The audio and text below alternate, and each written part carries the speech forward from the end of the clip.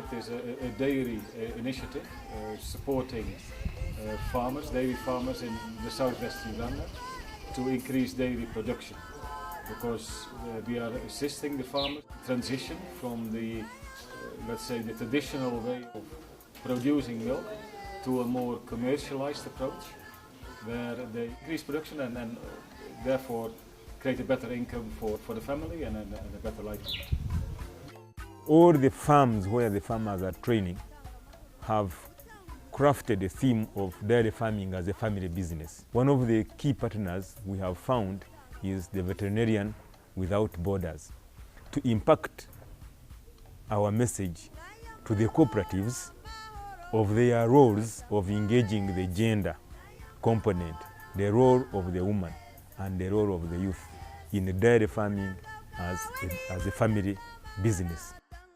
The cooperatives meeting, the trainings, to start sharing the message with the women and start involving women into the dairy businesses, and perhaps even giving them share capital, part of their investments on the cooperatives. So this message is equally pronounced at the practical dairy training farms. Through the Veterinarians Without Borders, we visited home by home, in a pilot, trying to study the role of the woman and the youth in dairy farming as a family business, and encouraging the man previously who was dominating training to start coming with a spouse. And again we said, to stimulate that, we said, if you really come with your woman, SNV Tide project is going to subsidize to 100% for the wife. So bring the women on board. We want to see the woman engagement and the youth. And we recorded some good successes.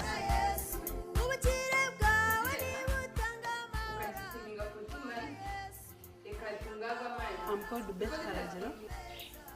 I stay in Nyakashashara, Shivura district. As a woman, I wanted to know more about cows.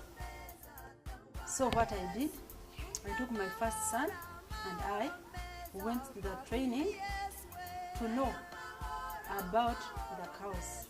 It was a volunteer from VW. We learned how to feed the cows, how to treat the cows. My husband never wanted to dig the land. He said, you are going to dig my land, I'm not going to allow you. I said, let me try this time and do what others do and see if it can help us. He accepted, and as I'm talking, he's the beneficiary. These maize, they are the ones where I get silage from. After we cut it, and then we blend it, and we get silage from it. For the training, we are not having none of this.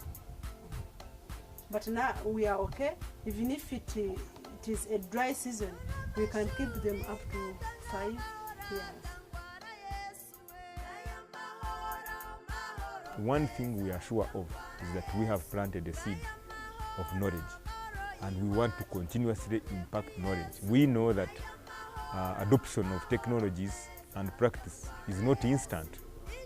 It may be immediate, it may be the 6 months we are looking at, but we know that by the time this project phase is out, every farmer who has trained will be seen or found to be doing something.